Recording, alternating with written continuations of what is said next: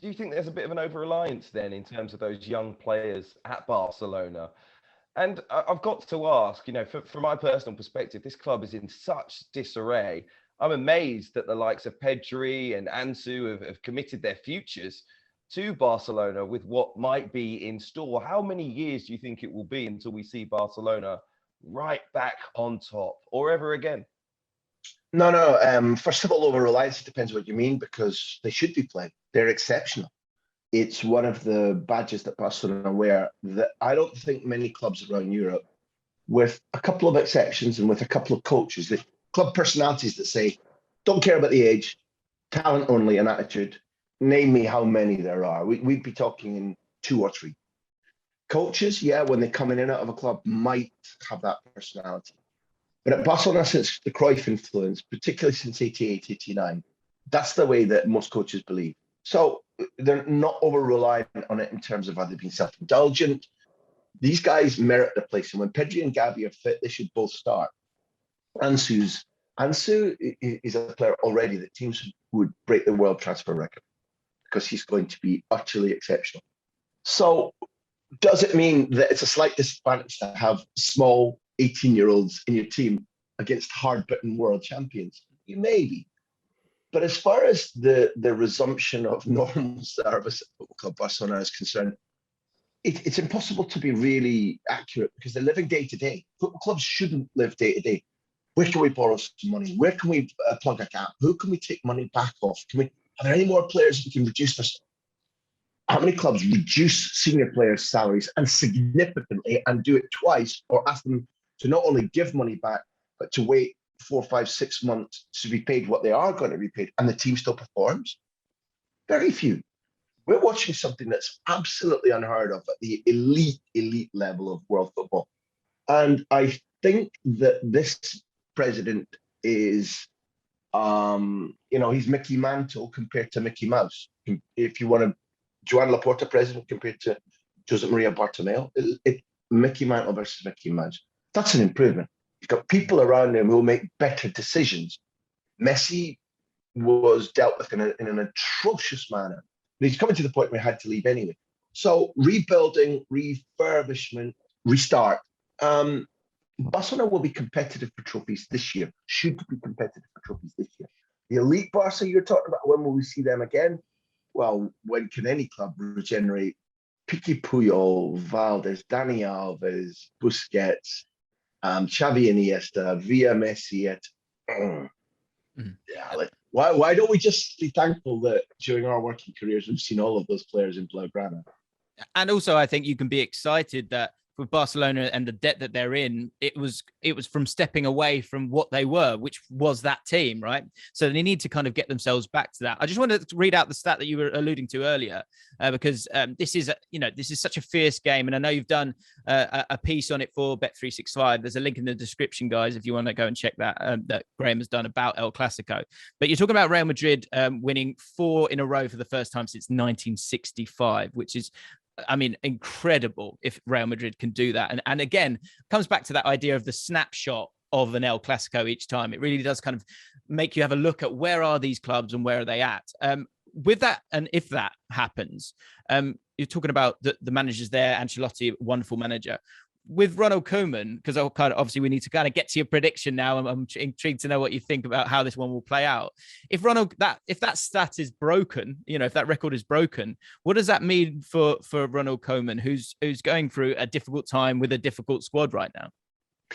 First of all, it lights a fire, because Koeman has been maladroit, really maladroit, in terms of the messages he's been giving to his players, the messages he's been giving to the media, and therefore the fans. You can't expect us to compete with this squad. We can't win the league. It's okay to expect us to work at it, but hey, things are terrible. So that was a little bit of Koeman washing, which is the washing word is superseding the gate suffix. Yes, I've noticed that. So Koeman has made the big mistake of getting involved in fighting for his future. You might laugh at me there, because if you're in employment and you think your boss is about to sack you, you fight for your job. But the reason you're in the job is to tell the players everything's fine, we're going to win, you're playing, you're fantastic. He didn't. He started saying, well, we're rubbish. We're rubbish, and therefore it's not my that. So he got told you're out of a job unless you play 4-3-3 again, and this was 10 days ago. 4-3-3, dump your 3-5-2, and stop what Donald Sutherland's Kelly said. Quit with your negative waves, man. Quit with your... So there was a whole Kelly's Heroes thing going on between John Laporte and Koeman. And therefore, if all of a sudden they do beat Real Madrid, and that's the reason your link was beautiful, the reason that it's since 65 that Real Madrid have won, the dominant Real Madrid side always found that Barcelona, in unlikely situations, and as a Scot that used to have to face England in the home internationals, your world revolves around it. If your season has been rubbish in your Barcelona, and somehow you can topple over Los Blancos, then you take something away from the season. That's why the stat has lasted so long. And therefore, it's not an outlandish thing you're asking about. What does it do for Koeman if they should win, even if they draw? It can light a touch player at paper because the fans aren't coming to the ground. The players need to believe again. There is undoubted talent which can be unleashed. And one of the things you watch them is they're playing nervous football. So it keeps him in a job for longer until the end of the season. I don't know. There are many more hurdles to get over, and he's not at 58 the greatest jumper anymore. So it keeps him going if they win or draw. It might help keep him till the end of the season, but there's no guarantee of that. And I don't think it's going to happen. Interesting. Okay, let's get to the predictions then, shall we? Hugh, go on, you give us yours first. I haven't just enjoyed sitting back and listening to that glorious discourse. What are you going with? I thought Real Madrid were great in midweek and scored some fantastic goals. Maybe they'll take that confidence. Only one win in the last 4 games, but maybe they will take that confidence into the weekend, especially Vinicius Jr., who I think is improving all the time. Karim Benzema has been unbelievable this season. I just think they're in a better place right now. So I'm going to go Real Madrid 2-0. Okay. I'm going to go outlandish here. We'll finish off with Graham. I don't know why. It's just in my mind. And I think it's because I'm seeing the amount of goals that Real Madrid are scoring, the amount of goals that Karim Benzema is scoring. I look at the XG of this Real Madrid team, and it's ridiculous that the chances that they're creating and the chances that they're taking is outrageous. And I see this being really ugly, and I see this being a 4-1 victory for Real Madrid. I don't know why. It's just in my head, and I've got to say it now because I've got to be true to myself. Graham, what's your prediction? Yeah, listen, I'm not going to give you a different flavor of milkshake, but I'm going to say that my milkshake is small size compared to your jumbo.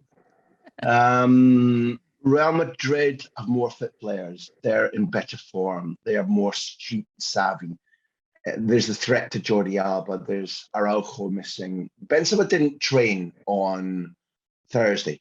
I think if in that game you watched in Kiev against Shakhtar, they played superbly. He took a kick on the top of his foot. He's not the type to miss a game easily. I think he plays. Therefore, with all the jigsaw pieces in place, I see it as a game that Madrid can and will win 3-1. You've already alluded to the idea that Barcelona shocking us, Barcelona fighting and doing things. They've had 3 all-or-nothing matches this week. They won the first one against Valencia in a bit of style. They ground out the second one against Dinamo Kiev. They're not a locomotive running fast, but they're building up steam. So the trouble is, I think we all believe they're heading into the tunnel. Real Madrid 3-1. Thanks so much for watching ESPN on YouTube. And for more sports highlights and analysis, be sure to download the ESPN app. And for premium content and live streaming, subscribe to ESPN Plus.